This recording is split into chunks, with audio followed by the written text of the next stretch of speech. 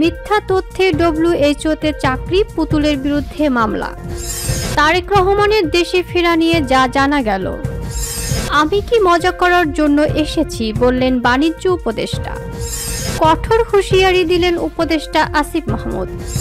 গফরগাঁও ছাত্রলীগ ও যুবলীগ নেতার চাঞ্চল্যকর চ্যাট ফাঁস। আসসালামু আলাইকুম দর্শক, আমাদের হাতে থাকা সর্বশেষ সংবাদে আপনাদের স্বাগত। এতক্ষণ শুনছিলেন সংবাদ শিরোনাম, এবারে থাকছে বিস্তারিত। মিথ্যা তথ্যে ডব্লিউএইচওতে চাকরি, পুতুলের বিরুদ্ধে মামলা।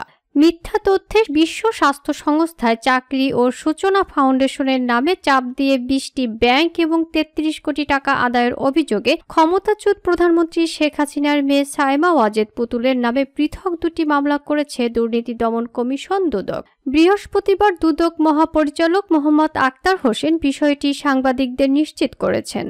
দুদকের সমন্বিত জেলা কার্যালয় ঢাকা 1 এ মামলা দুটি দায়ের করেন সংস্থাটির উপপরিচালক তাহসিন মুনাবিল হক। এজাহারে বলা হয়, আসামি সাইমা ওয়াজেদ হোসেন ওরফে সাইমা বঙ্গবন্ধু শেখ মুজিব মেডিকেল বিশ্ববিদ্যালয়, বর্তমানে বাংলাদেশ মেডিকেল বিশ্ববিদ্যালয় শিক্ষকতা বা শিক্ষা ম্যানুয়াল তৈরি বা রিভিউ সম্পর্কিত কার্যক্রমে অংশ না নিয়েও নিজেকে এই কাজে সম্পর্কিত মর্মে মিথ্যা দাবি করে 2023 সালে বিশ্ব স্বাস্থ্য সংস্থায় আবেদন করেন। পরবর্তী সময় বিশ্ব স্বাস্থ্য সংস্থার দক্ষিণ পূর্ব এশিয়ার আঞ্চলিক পরিচালক পদে নিয়োগ পেয়ে দণ্ডবিধির 420, 468, 471 ধারা এবং 1947 সালের দুর্নীতি প্রতিরোধ আইনের 5(2) ধারায় শাস্তিযোগ্য অপরাধ করেছেন।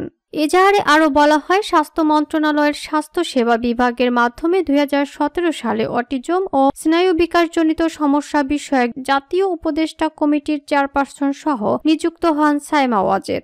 ওই পদে কর্মরত অবস্থায় 2023 সালে বিশ্ব স্বাস্থ্য সংস্থায় দাখিল করা সিভিতে নিজের অভিজ্ঞতা সম্পর্কে পুতুল লেখেন। বঙ্গবন্ধু শেখ মুজিব মেডিকেল বিশ্ববিদ্যালয় শিক্ষকতা বা শিক্ষা ম্যানুয়াল রিভিউ সম্পর্কিত কার্যক্রমে অংশগ্রহণ, অটিজম এবং মানসিক সমস্যা সংক্রান্ত কারিগরি বিশেষজ্ঞ হিসেবে কাজ করেছেন। দুদক বলছে, এসব দায়িত্ব পালনের যোগ্যতা উল্লেখ করায় আসামির সিভি সমৃদ্ধ হয়, যার ফলে আঞ্চলিক পরিচালক পদে নিয়োগের পথ সুগম হয়। পুতুল দায়িত্বে নিয়োজিত ছিলেন কিনা তা যাচাইয়ের জন্য বিএসএমএমইউ উপাচার্য বরাবর চিঠি পাঠিয়ে জানা যায়, হাসপাতালটিতে পুতুল অনারারি স্পেশালিস্ট এক্সপার্ট হিসেবে শিক্ষকতা, শিক্ষা ম্যানুয়াল তৈরি অথবা রিভিউ সম্পর্কিত কোনো তথ্য নেই।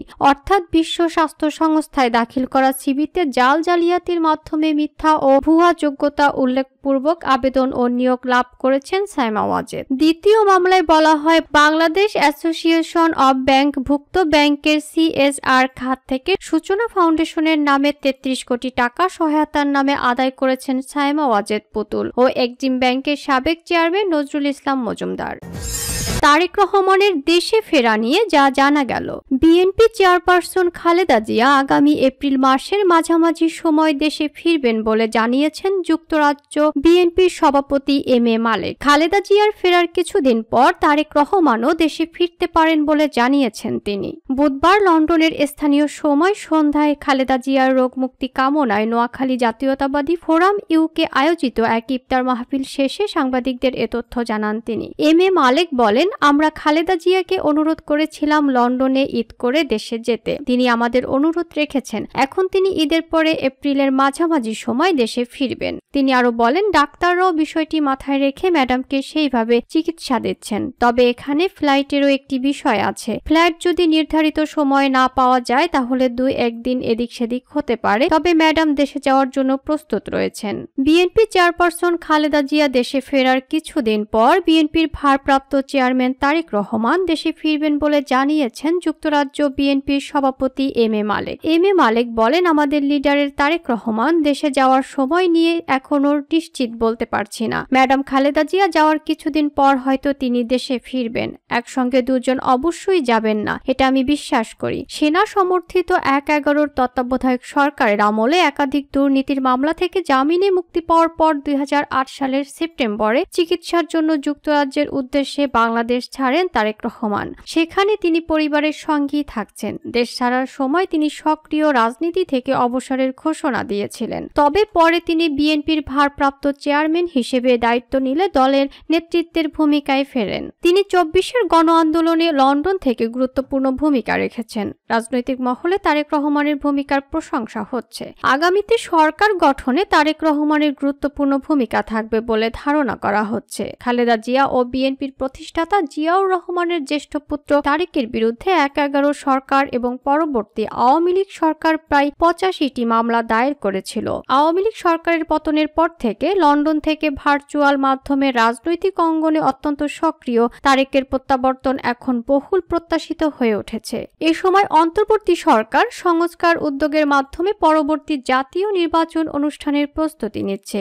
এমন প্রেক্ষাপটে আজ সব মামলা থেকে বেকসুর খালাস পেয়েছেন বিএনপির ভারপ্রাপ্ত চেয়ারম্যান তারেক রহমান। হত্যা মামলা থেকে দায় মুক্তির উদ্দেশ্যে ঘুষ লেনদেনের অভিযোগে করা মামলা থেকে তারেক রহমান ও সাবেক স্বরাষ্ট্র প্রতিমন্ত্রী লুৎফুজ্জামান বাবর সহ ৮ জনকে খালাস দিয়েছেন আদালত। এর মধ্য দিয়ে বিচারিক আদালতে তারেক রহমানের বিরুদ্ধে আর কোনো মামলা রইল না। সেই সঙ্গে তারেক রহমানের দেশে ফেরার বাধা কেটে গেল। ২০২৪ সালের আগস্ট থেকেই তারেকের দেশে ফেরা নিয়ে ব্যাপক জল্পনা চলছে। তবে বিএনপি নেতারা কোনো নির্দিষ্ট সময়সীমা উল্লেখ করেননি। সম্প্রতি এক সাক্ষাৎকারে বিএনপির স্থায়ী কমিটির সদস্য গায়েশ্বর চন্দ্র রায় বলেছেন, তারেক রহমান যে কোনো সময় ফিরে আসতে পারেন। তিনি বলেন, তারেক রহমান তার নিরাপত্তার বিষয় সহ সবকিছু বিবেচনা করে দেশে ফিরবেন। বিএনপির লাখ লাখ নেতাকর্মী তারেক রহমানের দেশে ফেরার অপেক্ষা করছেন। আগামী দিনে বাংলাদেশের গণতান্ত্রিক উত্তরণে তারেক রহমানের ভূমিকা যে গুরুত্বপূর্ণ হবে সেটি নিঃসন্দেহে বলা যায়। আমি কি মজা করার জন্য এসেছি, বললেন বাণিজ্য উপদেষ্টা। সরকারের বিরুদ্ধে সহিংস বিক্ষোভের মুখে গত বছরের ৫ আগস্ট শেখ হাসিনা বাংলাদেশ থেকে পালিয়ে ভারতে যাওয়ার পর রাসেলস ভাইপার সাপটিও চলে গেছে বলে মন্তব্য করেছেন বাণিজ্য উপদেষ্টা শেখ বশিরউদ্দিন। শেখ বশিরউদ্দিন তার বক্তব্যে বলেন, আমাদের এখানে একটা জিনিস বেশ কয়েকবার আলোচনায় এসেছে, তা হলো আইন শৃঙ্খলা পরিস্থিতি ও দুর্নীতি। তিনি বলেন, আমি যখন এ কথাগুলো শুনি তখন আমার রাসেলস ভাইপার সাপের কথা মনে হয়। শেখ হাসিনা যাওয়ার পর এই সাপটা চলে গেছে। আমি জানি না বিষয়টা এমন কেন, বলেন তিনি। বাণিজ্য উপদেষ্টা বলেন, উপদেষ্টা পরিষদ তো টাকা পয়সা নেয় না। প্রধান উপদেষ্টা থেকে শুরু করে যত উপদেষ্টা রয়েছেন তারা কেউই টাকার দিকে তাকিয়ে নেই। এই মানুষগুলো এখানে টাকার জন্য আসেননি। আমাদের কাজের সম্পর্ক বেশ স্বচ্ছ। তিনি বলেন, আমরা একে অপরের কাছ থেকে শিখি, আমরা একসঙ্গে কাজ করছি, এটাও দুর্নীতি কমার একটি লক্ষণ। শেখ বশিরউদ্দিন বলেন, আপনারা জানেন ইন্ডাস্ট্রিয়াল স্কেলে দেশ থেকে ২৮ লাখ কোটি টাকা চুরি হয়ে গেছে। এখন তো দেশ থেকে এই পরিমাণ টাকা চুরি হচ্ছে না, তবে দুর্নীতি শেষ হয়ে যায়নি, শেষ হওয়া বেশ কঠিন। শেখ বশিরউদ্দিন আরো বলেন, এসব সমস্যা সমাধানে আমরা বিভিন্ন ধরনের উদ্যোগ গ্রহণ করেছি। এই উদ্যোগগুলো চালুর কারণে দুর্নীতি কমেছে, সামনে আরো কমবে। তিনি বলেন, আমি যখন উপদেষ্টা হিসেবে শপথ নিয়েছি আমাকে এসে বলে, ভাই কেমন লাগে, হোয়াট ইজ দিস কোশ্চেন, মানে আমি কি এখানে মজা করার জন্য এসেছি, ভাই কেমন লাগে, এটা কি ধরনের প্রশ্ন। কঠোর হুঁশিয়ারি দিলেন উপদেষ্টা আসিফ মাহমুদ সজীব ভুঁইয়া। প্রবাসী ফুটবলার ফাহমিদুল ইসলামের বাদ পড়ার আলোচনা থামছেই না। গতকাল এই আলোচনায় যোগ দিয়েছেন যুব ও ক্রীড়া উপদেষ্টা আসিফ মাহমুদ সজীব ভুঁইয়া। এ নিয়ে বাফুফে সভাপতি তাবিথ আওয়ালের সঙ্গে বৈঠক করেছেন তিনি। গতকাল নগর ভবনের সভা শেষে ফাহমিদুলের বাদ পড়া প্রসঙ্গে ক্রীড়া উপদেষ্টা আসিফ মাহমুদ সজীব ভুঁইয়া বলেন, দেশের স্বার্থে যোগ্য খেলোয়াড়দের বঞ্চিত করার কোনো সুযোগ নেই। প্লেয়ার সিলেকশনে যেন স্বজনপ্রীতি বা সিন্ডিকেটের শিকার কেউ না হন, সে বিষয়ে বাফুফেকে সজাগ দৃষ্টি রাখতে হবে। এ বিষয়ে দুর্নীতির প্রমাণ পেলে জড়িতদের বিরুদ্ধে ব্যবস্থা নেবে সরকার। যে কোনো সংকট মোকাবেলায় বাফুফেকে আরো সুদৃঢ় পদক্ষেপ নিয়ে দেশের ফুটবলকে সামনে এগিয়ে নেওয়ার আহ্বান জানান উপদেষ্টা। বাফুফে সভাপতি তাবিথ আওয়াল বলেন, এটি কোনো সংকট নয়, ফাহমিদুলকে আমরা বাদ দিয়ে দেইনি, ও প্রতিভাবান, তবে ওকে আমরা আরো সময় দিতে চেয়েছি। আগামী জুনই ঘরের মাঠে বাংলাদেশের ম্যাচ রয়েছে, খুব শীঘ্রই হয়তো তাকে আমরা মাঠে দেখতে পারি। সমর্থকদের এতটুকু বলবো, হতাশা হওয়ার কিছু নেই। যুব ও ক্রীড়া উপদেষ্টার সঙ্গে বাফুফের সভাপতি সৌজন্য সাক্ষাতে উপস্থিত ছিলেন হামজা চৌধুরীও। ভারতের বিপক্ষে ম্যাচের আগে বাংলাদেশ দলের জন্য শুভকামনা জানিয়ে হামজা চৌধুরীর অন্তর্ভুক্তির দলকে আরও আত্মবিশ্বাসী করবে এবং ফলাফল বাংলাদেশের পক্ষে আসবে বলে আশা ব্যক্ত করেন যুব ও ক্রীড়া মন্ত্রণালয়ের এই উপদেষ্টা। তার কথা, হামজার মতো খেলোয়াড়ের উপস্থিতি প্রতিপক্ষের জন্য চাপের কারণ হবে। বাংলাদেশ ফুটবলকে নিয়ে নতুন সম্ভাবনার কথা শুনিয়ে হামজা চৌধুরী বলেন, বাংলাদেশের মানুষের ভালোবাসায় আমি আপ্লুত। দেশের ফুটবলকে সামনে এগিয়ে নেওয়ার জন্য আমার আপ্রাণ চেষ্টা থাকবে, বলেন হামজা চৌধুরী। গফরগাঁও ছাত্রলীগ ও যুবলীগ নেতার চাঞ্চল্যকর চ্যাট ফাঁস।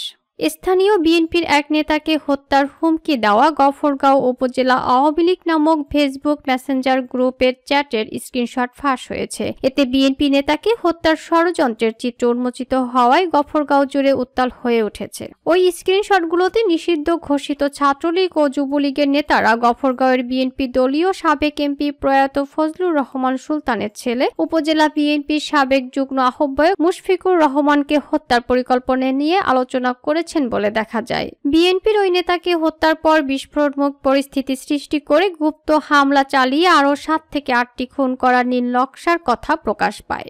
এ ঘটনায় গফরগাঁও থানায় একটি সাধারণ ডায়েরি করা হয়েছে। সূত্র জানায়, গফরগাঁও উপজেলা আওয়ামী লীগ গফরগাঁওয়ের আওয়ামী লীগ দলীয় সাবেক এমপি ফাহমি গোলন্দাজ বাবেল ও তার অনুসারীদের একটি top secret Facebook Messenger group. Awami লীগের সাবেক এমপি, উপজেলা আওয়ামী লীগের শীর্ষ নেতৃবৃন্দ, যুবলীগ ও নিষিদ্ধ ঘোষিত ছাত্রলীগের গুরুত্বপূর্ণ নেতাকর্মীরা এই ফেসবুক মেসেঞ্জার গ্রুপের সদস্য। এই গ্রুপের সদস্যরা সবাই গত 5 আগস্টের পর গফরগাঁও থেকে গা ঢাকা দিয়েছে, কিন্তু ওই মেসেঞ্জার গ্রুপে সরব রয়েছেন।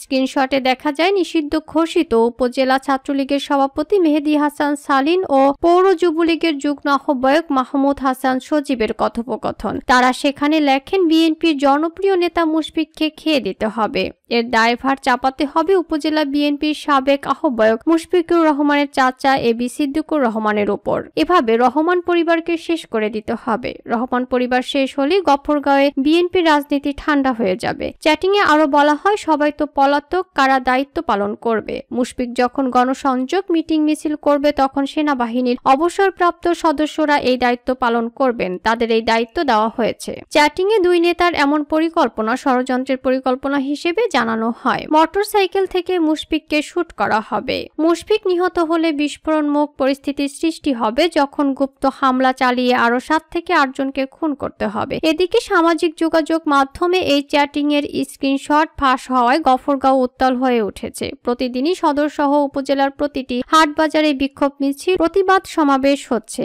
এই ঘৃণ্য ষড়যন্ত্রের বিরুদ্ধে উদ্বেগ প্রকাশ করে উপজেলার বিভিন্ন শ্রেণী পেশার মানুষ ও বিএনপির দলীয় নেতাকর্মী সমর্থকরা ফেসবুক সহ সামাজিক যোগাযোগ মাধ্যমে পোস্ট করছেন। এ ব্যাপারে প্রয়োজনীয় ব্যবস্থা নিতে পৌর বিএনপি নেতা সেলিম আহমেদ গফরগাঁও থানায় একটি জিডি করেছেন। পাগলা থানা বিএনপির সাবেক যুগ্ম আহ্বায়ক AKM আনসারউদ্দিন বলেন, পলাতক ফ্যাসিস্ট আওয়ামী লীগের এই ঘৃণ্য ষড়যন্ত্রে আমরা উদ্বিগ্ন। আগেও বেশ কয়েকবার এই ধরনের ষড়যন্ত্র হয়েছে। উপজেলা বিএনপির সাবেক যুগ্ম আহ্বায়ক মুশফিকুর রহমান বলেন, আগেও এ ধরনের ষড়যন্ত্র হয়েছে। সব দিক বিবেচনা করে ফ্যাসিস্ট আওয়ামী লীগের আমি প্রধান প্রতিপক্ষ, এই বলে আমাকে বিভিন্ন মহল থেকে সতর্ক করা হতো। এগুলো মোকাবেলা করে গফরগাঁওয়ের রাজনীতি করতে হয়, আমার পূর্বপুরুষরা তাই করেছেন, বললেন মুশফিকুর রহমান। এ ব্যাপারে গফরগাঁও থানার ভারপ্রাপ্ত কর্মকর্তা মোহাম্মদ শিবিরুল ইসলাম বলেন, ঘটনাটি নিয়ে অধিকতর তদন্ত চলছে। তাছাড়া জিডি সূত্র ধরে পরবর্তী আইনগত ব্যবস্থা নেওয়া হচ্ছে।